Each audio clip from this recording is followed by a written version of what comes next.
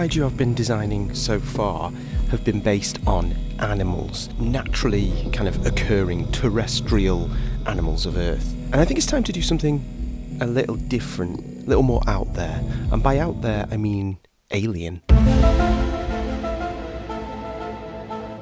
I asked Ford, my son, to come up with an idea for alien kaiju, and the idea he came up with was a hand, like just a hand with an eyeball in the centre of the palm, which kind of threw me a little bit. It's not what I was expecting. It's not the kind of thing I would have come up with myself for an alien kaiju, but I thought, I was feeling like a challenge, and so I thought, okay, I accept this challenge. Let's see what we can do. It's not like anyone's ever thought of an alien that looks like a hand before, is it? Or a kaiju that's a gigantic eye.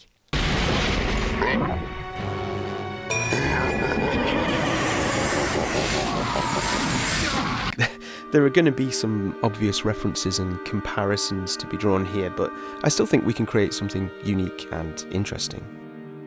For those that are new here, there are 7 origins of kaiju, 7 types of kaiju. They are nature, fire, water, mutant, tech, spirit, and alien. And each origin has its own lore. You can go back through my videos and find out more on that.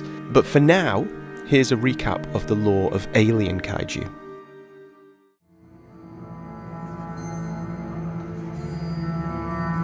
The cataclysmic war that nearly eradicated humanity did more than awaken Earth's dormant kaiju. It sent shockwaves across space, a beacon of destruction and raw energy that did not go unnoticed. Somewhere in the deep void, an ancient intelligence took interest. This intelligence, whether a single entity, a collective mind, or a civilization, does not interact with Earth directly. No one has ever seen them. No one even knows if they have physical forms. They are believed to remain in the vast, cloaked ships which now sit at the edges of our solar system, scanning, analysing, testing. Intermittently, immense dropships enter the atmosphere to deploy a new alien kaiju into the fray. Bioengineered evolutionary experiments adapted from the horrors of alien worlds. These alien kaiju are biological, but they are intentional designs, honed for purposeful conflict. But why? Perhaps the aliens are testing Earth's kaiju as a natural control group against their own creations. Maybe the Earth has unwittingly become an arena for a grand intergalactic contest. The alien kaiju are champions, gladiators honed and released into battle to prove their worth against the ancient titans of Earth. Or could it be that the aliens see Earth's kaiju as valuable bioweapons and are refining their own versions for an even greater war elsewhere? Perhaps the battles are a means of resource extraction. The aliens collect genetic material, document energy signatures or environmental changes after each conflict, treating the Earth as a self-sustaining biological laboratory. The alien kaiju are not bound by Earth's biological rules. Some may function in ways that defy physics, anatomy, or even three-dimensional space. They have been documented to phase in and out of existence, perhaps partially anchored in other realities, sometimes disappearing entirely mid-battle. Whatever their true purpose, the alien kaiju are not mindless. They are seemingly coerced, controlled, guided, and unleashed with cold precision by their masters. They are instruments of war, carefully curated by an intelligence humanity does not understand. Their designs are intentional, their battles appear to be tests, and their true motives remain unknowable.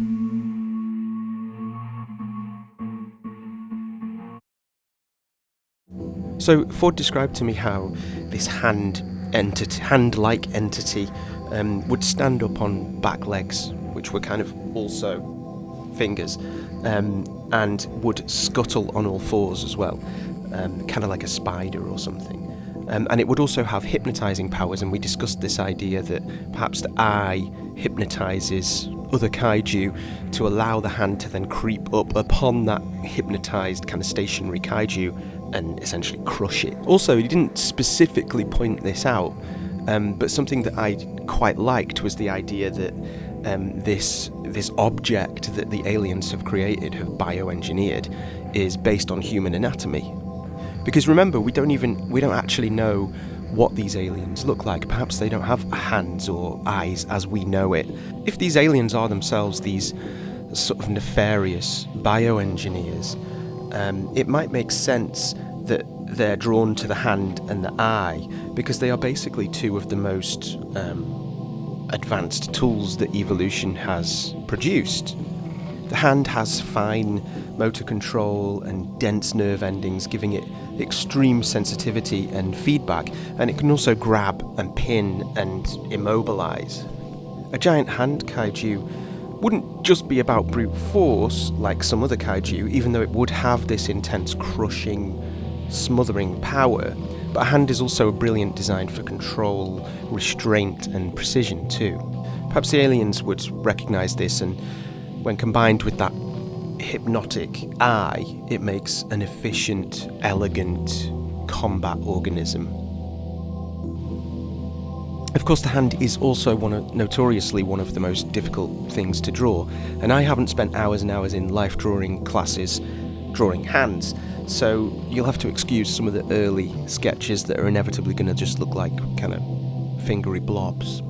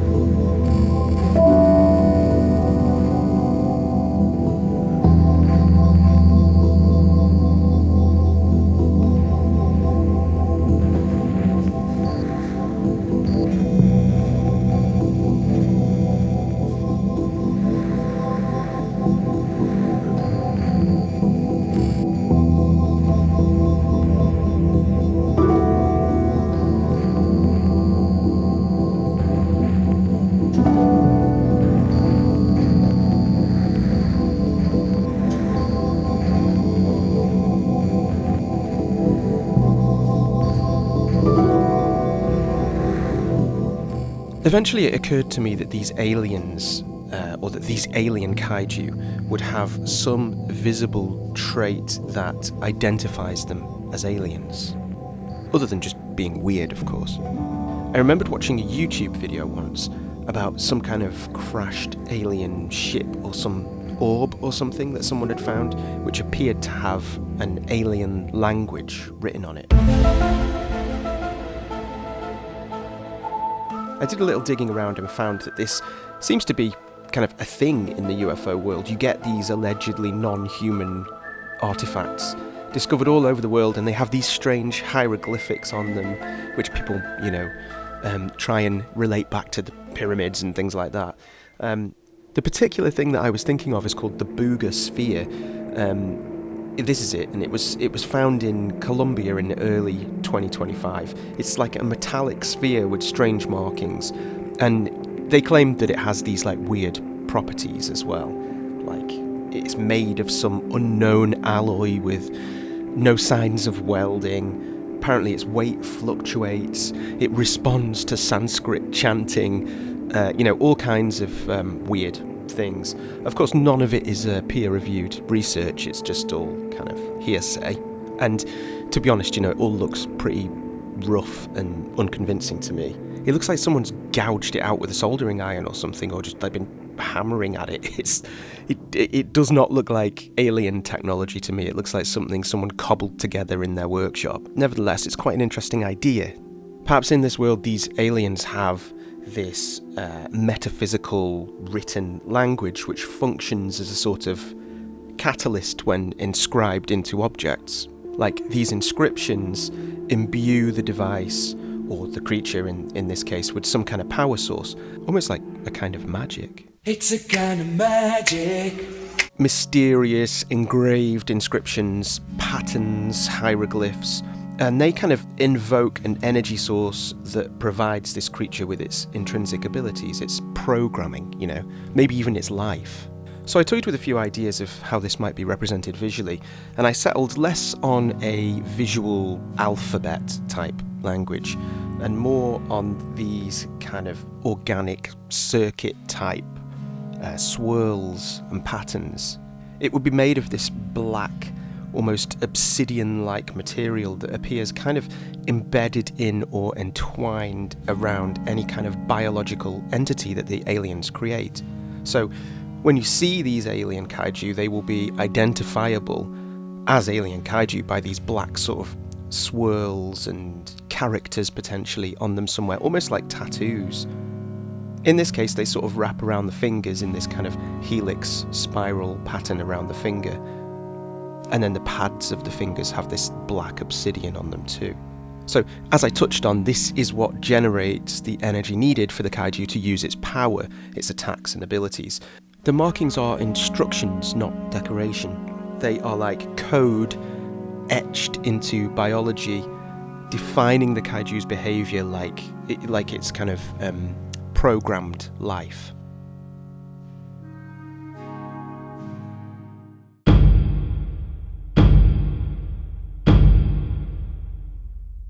Ford also pointed out where he wanted this kaiju to first be spotted, and initially he said London.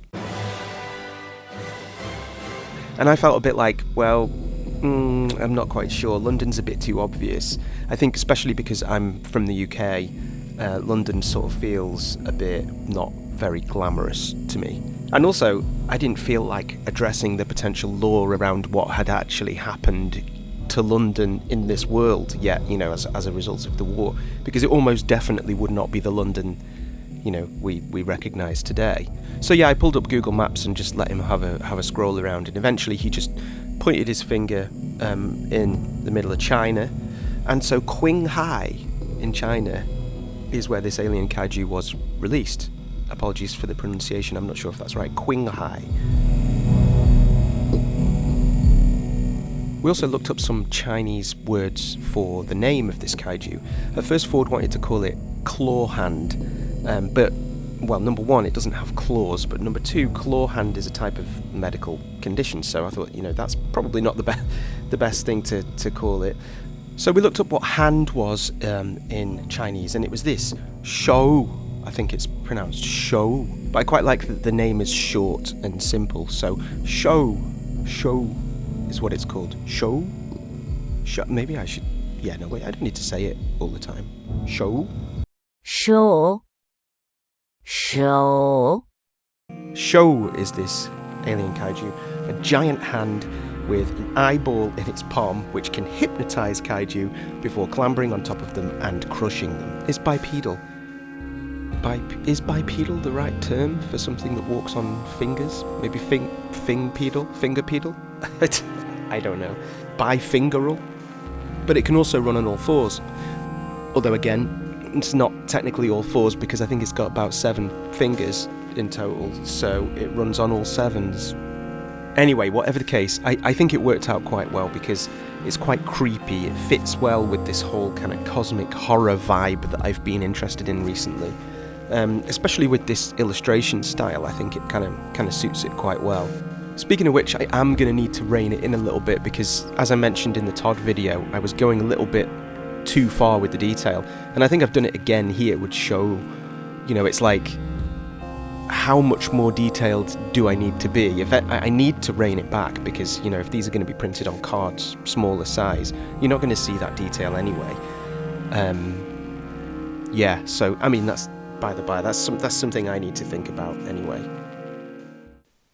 But the other thing to note, which I think is quite nice, is that from that initial beginning phase of being quite dubious about the idea of a giant hand with an eyeball in the middle, I've really come round to the idea and actually come up with a kaiju that, I've post-rationalised it to be. I've come up with a kaiju that I think really fits to that criteria that I was trying to set early on of being a guy in a suit. I can really see this working as one of those old tokusatsu style suits. You know, it would just work. I kind of feel like it's paying homage to the tokusatsu genre. So here is Shǒu, discovered in China, a big, bad, crushing hand with a hypnotic eyeball.